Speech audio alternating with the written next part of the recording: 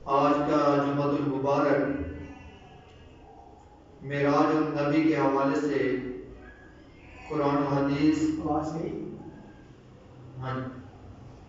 قرآن و حدیث کی روشنی میں آج ہم بات کریں گے۔ جس آیت مبارکہ کو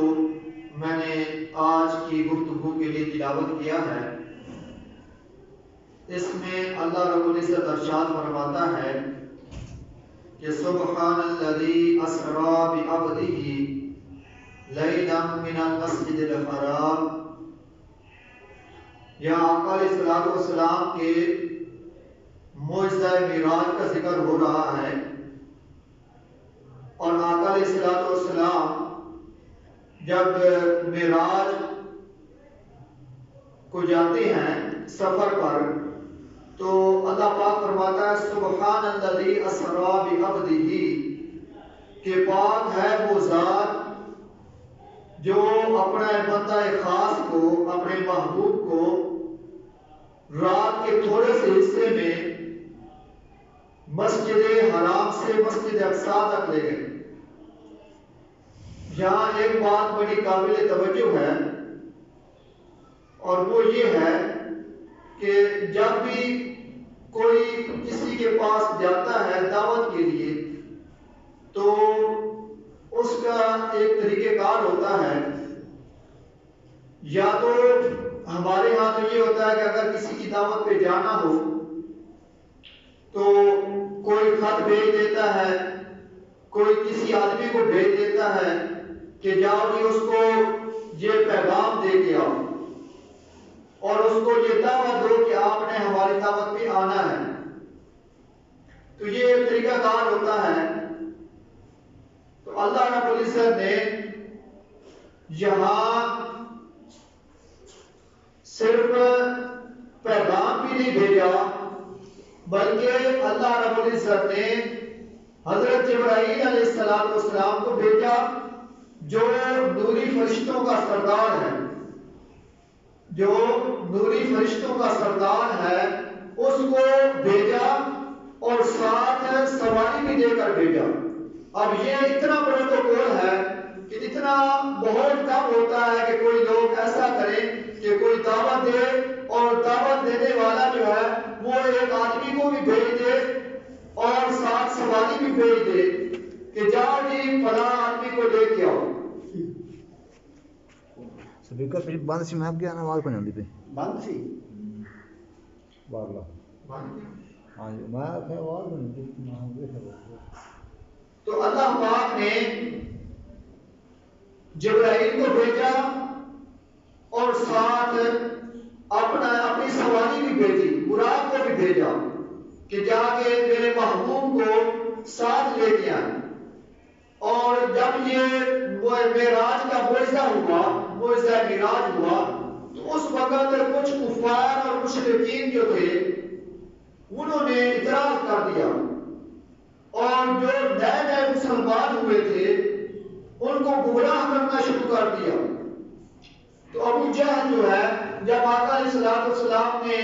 یہ سارا معراج کا واقعہ سنایا تو ابو جہل دوڑتا ہوا حضرت ابوبکر صدیق رضی اللہ تعالیٰ عنہ کے دروازے پہ آیا اور آ کے کہنے لگا کہ ابوبکر، اگر کوئی آدمی یہ کہے کہ میں رات کے تھوڑے سے حصے میں مسجد حرام سے مسجد اقصی تک گیا اور پھر آسمانوں پر گیا اور پھر سدرۃ المنتہا تک گیا، تو کیا عقل اس بات کو مانتی ہے؟ عقل اس بات کو تسلیم کرتی ہے؟ تو حضرت ابوبکر صدیق رضی اللہ تعالیٰ عنہ نے جواب دیا کہ ابو جہل ذرا یہ بتا کہ یہ دعویٰ کس نے کیا ہے، یہ دعویٰ کس نے کیا ہے؟ تو ابو جہل کہنے لگا کہ ابوبکر، یہ دعویٰ تیرے صاحب نے یعنی تیرے ساتھی نے کیا ہے، تیرے یار محمد مصطفیٰ نے کیا ہے۔ اب اس کا ذہن یہ تھا کہ ابوبکر صدیق رضی اللہ تعالیٰ عنہ کو کبھی جو ایمان ہے وہ متزلزل ہو جائے گا، یہ بات سنیں گے تو کیونکہ اس بات کو تو عقل نہیں مانتی، عقل اس کو تسلیم نہیں کرتی اس معجزے کو، تو مکمل ہو جائے گا۔ اصل بات یہ تھی، لیکن جب حضرت ابوبکر صدیق رضی اللہ تعالیٰ نے سنا کہ ابو جہل نے کہا کہ تیرے یار نے یہ کہا ہے، تیرے ساتھی نے یہ دعویٰ کیا ہے کہ میں رات کے تھوڑے سے حصے میں مسجد حرام سے مسجد اقصی تک گیا اور پھر آسمانوں پر گیا اور سدرۃ المنتہا تک گیا۔ تو جب حضرت ابوبکر صدیق رضی اللہ تعالیٰ نے یہ سنا تو آپ نے فرمایا کہ ابو جہل تو جو یہ تھوڑی سی بات پہ تعجب کر رہا ہے، میں نے تو مصطفیٰ سے سن کر خدا کو بھی مان رکھا ہے۔ میں نے تو بڑی بڑی خبریں، بڑے بڑے کام جو ہے وہ اس سے بھی بڑی خبر کو مانا ہے، اور اس سے بڑی خبر کیا تھی کہ ہم بتوں کی پوجا کرتے تھے، بت پرست تھے، بتوں کی پوجا کرتے تھے، اور کوئی صفا پر جب تاجدار کائنات صلی اللہ علیہ وسلم نے بلایا،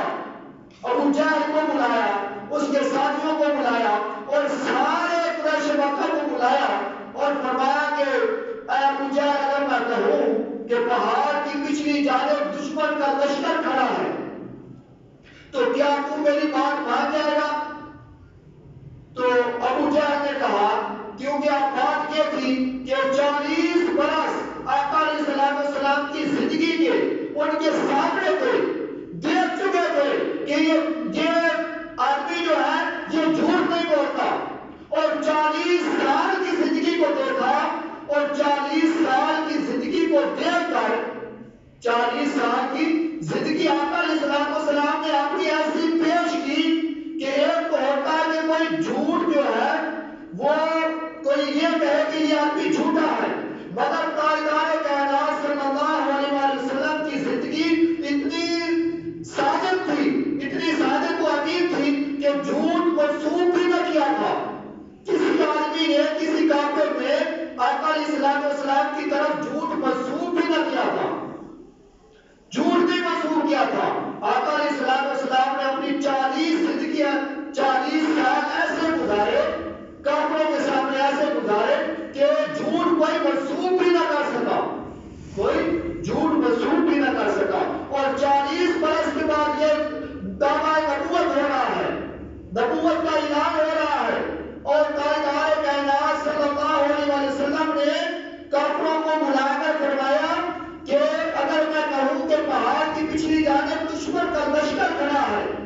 اور تم پر حملہ کر دے گا تو تم میری بات مان جاؤ گے؟ اس پر انہوں نے کہا کہ اے محمد صلی اللہ علیہ وسلم، ہم نے آپ کا بچپن دیکھا ہے، آپ کے 40 سال دیکھے ہیں، آپ کی پوری 40 سال کی زندگی دیکھی ہے، آپ نے کبھی جھوٹ نہیں بولا، اگر آپ کہیں گے تو ہم مان جائیں گے۔ یہ کافر کہہ رہے ہیں کہ اگر آپ کہیں گے تو مان جائیں گے۔ اسی پر میرے آقا نے فرمایا کہ ابو جہل، جس طرح میری زبان پر اعتبار کر کے اور میری زبان کو سچا مان کر اور میرے اوپر اعتبار کر کے اس لشکر کو مار رہا ہے، اس لشکر کو مار رہا ہے جس کو تو نے اپنی آنکھوں سے دیکھا نہیں، اسی طرح مجھے سچا مان کر اور میری زبان پر اعتماد کر کے اس رب کو مان لے جس کو تو نے اپنی آنکھوں سے دیکھا نہیں۔ رب کی دلیل دی کہ جس طرح مجھے مانتے ہو اور مجھے سچا مانتے ہو اور صادق کو امین کہتے ہو اور ہر حال میں سچا کہتے ہو اور جھوٹ منسوب بھی نہیں کرتے، ایسا سچا مانتے ہو، اسی طرح جس طرح مجھے سچا مان رہے ہو اسی طرح اس خدا کو بھی مان لو جس کو تم نے اپنی آنکھوں سے دیکھا نہیں۔ اب جنہوں نے مانا وہ ابوبکر صدیق ہو گئے۔ حضرت ابوبکر صدیق رضی اللہ تعالیٰ نے مان لیا کہ یہ نبی ہے اور خدا ایک ہے، اسی کی عبادت کرنی ہے۔ اور جو ابو جہل تھا اس نے ساری زندگی دیکھا تھا، 40 سال کی زندگی تھی اس کے سامنے تھی، اور کہہ رہا تھا کہ جھوٹ آپ کے سے کبھی سنا نہیں، اسی وجہ سے یا جھوٹ سنا ہی نہیں، اور کہہ بھی رہا ہے، اقرار بھی کر رہا ہے کہ جھوٹ آپ نہیں بول سکتے۔ تو جب میرے آقا نے فرمایا کہ میں نبی ہوں اور نبوت کا اعلان کر رہا ہوں اور اس رب کی عبادت کرو جو ایک ہے، تو اسی وقت ابو جہل جو تھا اس کا اعتراض شروع ہو گیا، اس نے کہا کہ جھوٹ بول رہا معاذ اللہ استغفر اللہ۔ تو بات یہ کہہ رہا تھا کہ حضرت ابوبکر صدیق رضی اللہ تعالیٰ عنہ کے پاس جب ابو جہل آیا تو کہنے لگا کہ تیرے یار نے یہ دعویٰ کیا ہے، تیرے یار نے، تیرے ساتھی نے یہ دعویٰ کیا ہے کہ میں رات کے تھوڑے سے حصے میں مسجد حرام سے مسجد اقصی تک گیا۔ اب اس بات کو جو ذہن ہے، جو عقل ہے، وہ نہیں مانتی، وہ تسلیم نہیں کرتی کہ رات کے تھوڑے سے حصے میں آدمی جو ہے وہ مسجد حرام سے مسجد اقصی تک پہنچ جائے اور پھر آسمانوں تک پہنچ جائے۔ لیکن حضرت ابوبکر صدیق رضی اللہ تعالیٰ عنہ کا ایمان بتا رہا ہوں کہ آپ نے فرمایا کہ ابو جہل یہ تو چھوٹی سی بات ہے، ہم نے اس سے بھی بڑی بات کو مان لیا ہے، ہم نے اس سے بھی بڑی بڑی باتوں کو مان لیا ہے۔ تو جب حضرت ابوبکر صدیق رضی اللہ تعالیٰ عنہ نے سنا تو فوراً چلے گئے اور جہاں آقا علیہ الصلوۃ والسلام بیان فرما رہے تھے معجزہ معراج، وہاں جا کے بیٹھ گئے اور جب آقا علیہ الصلوۃ والسلام فرماتے، آقا علیہ الصلوۃ والسلام جب فرماتے کہ میں سدرۃ المنتہا تک پہنچا، میں مسجد حرام سے مسجد اقصی تک پہنچا، تو ہم حضرت ابوبکر صدیق رضی اللہ تعالیٰ عنہ سامنے بیٹھے ہوئے تھے اور ساتھ ساتھ تصدیق کر رہے تھے اور عرض کر رہے تھے کہ صدق کو یا رسول اللہ، آپ نے سچ فرمایا۔ پھر میرے آقا فرماتے کہ میں مسجد اقصی سے لے کر پھر میں سدرۃ المنتہا تک پہنچا، صدیق اکبر کہتے ہیں صدق کو یا رسول اللہ، آپ نے سچ فرمایا۔ پھر میرے آقا نے فرمایا کہ سدرۃ المنتہا سے لے کر پھر میں سپر جنا تک پہنچا، صدیق اکبر کہہ رہے ہیں صدق کو یا رسول اللہ، آپ نے سچ فرمایا۔ پھر میرے آقا نے فرمایا سپر جنا سے پتہ گندا تک پہنچا، صدیق اکبر کہتے ہیں صدق کو یا رسول اللہ، یا رسول اللہ آپ نے سچ فرمایا۔ جب صدیق اکبر نے یہ کہا تو اسی وقت جبرائیل آ گئے اور کہنے لگے کہ یا رسول اللہ صلی اللہ علیہ وسلم آج سے یہ ابوبکر نہیں رہا بلکہ صدیق اکبر بن گیا ہے۔